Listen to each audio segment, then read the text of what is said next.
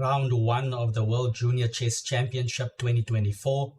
Top seed Abhimanyu Mishra, a chess protege. He became the youngest player ever to qualify for the grandmaster title on June 30, 2021 at the age of 12 years, 4 months and 25 days. Mishra is playing on board 1 against Harshit Pawar from India. Let's have a look at the game. The youngest grandmaster in the history of chess, now 15 years old, started off the game with d4, knight f6, c4, e6, knight f3, bishop e4 check. We have a Bogo Indian on the board. White blocked with knight to b to d2. Black went b6, a3. Black dropped back, and white gained the center with e4. Black attacked the center with bishop e7, bishop d3. Black struck finally with a pawn in the center with pawn to d5. White advanced with e5 after a couple of trades. Knight to e4, and white now kicking the knight away from the e4 square.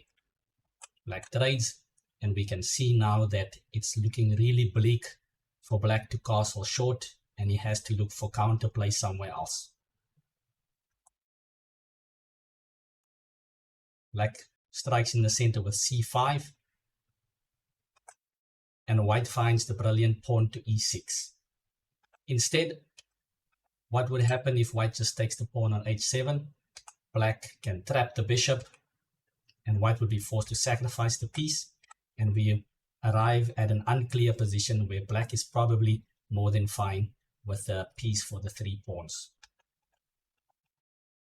Coming back, we see that Mishra played the brilliant pawn to e6, pawn sacrifice, pawn takes pawn, and here perhaps finds something a bit too extravagant and plays knight to e5. Knight looks really good on e5. It does not spoil the advantage completely, but the simple bishop takes h7 would be more than enough to gain an advantage. With black not being able to castle, knight c6, and white has a easy attack. f4 and f5 coming. King is definitely uncomfortable on f8. Coming back after the pawn sacrifice, white played knight to e5. Black plays bishop f6. And here Mishra continues with his idea and plays a very nice looking bishop g6 check. This is actually a mistake. If he had realized that he had not gone correct with knight e5, maybe white can still go queen a4 check, king f8, and f4 consolidating. Instead, white went bishop to g6 check. Black very casually played king to e7. White captured the pawn on h7. The king is actually quite fine on e7. Knight c6. And white accepts the invitation to gain the exchange in the corner. King d7.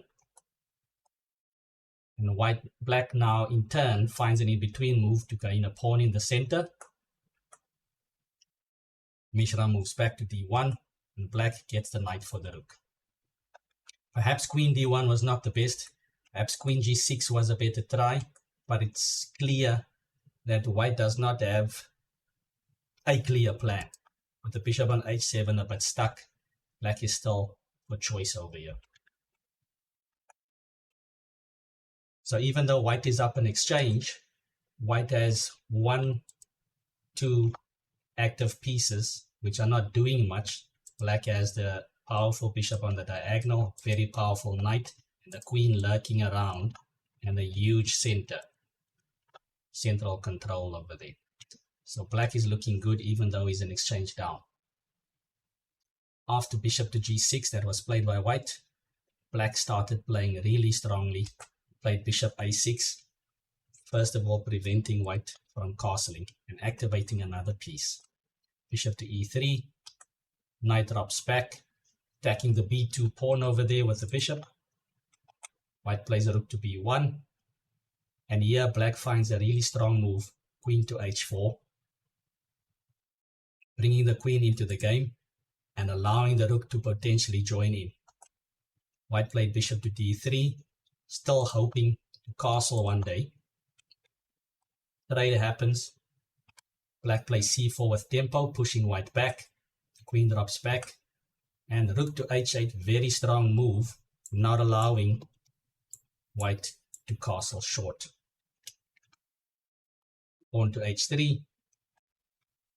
And just before white can breathe, black plays pawn to d4, pushing the bishop back. White pins the pawn temporarily. Black just sidesteps. And the threat is still on the bishop on e3. The bishop drops back. Pawn to d3. Pawns keep on marching forward. Queen to f3. And the knight leaps forward yet again to d4, hitting the queen. Queen to b7 check. And here, can you find the move that black played? Black played the amazing king to d6. The king charges forward and is very comfortable in the center of the board. White now played king to f1. Instead, you might ask, why did white simply not just castle? Black can continue with check, knight on e2, king h1, and after the amazing queen to g4, the attack keeps rolling on and the white king is in big trouble.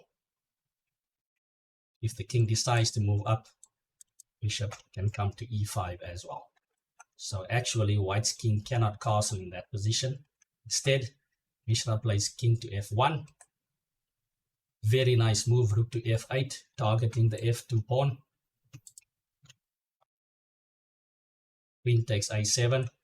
The knight jumps back again to c6 for the second time, just keeping the king safe, opening up the d4 square. White plays queen a6. What else? Bishop to d4, and all black's pieces are converging on f2. And it's over. Pawn to g3, desperately throwing something in front of the queen. Queen takes pawn. With the pawn being pinned, white can't do anything. Bishop to e3. And black finishes in style with rook takes f2 with an unstoppable mate coming soon.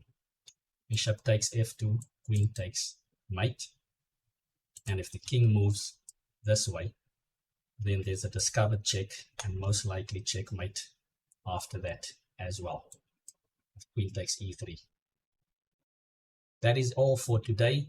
The top seed got shot in round 1, but you'll most likely be back in the coming rounds. Thank you for watching. Don't forget to like and subscribe.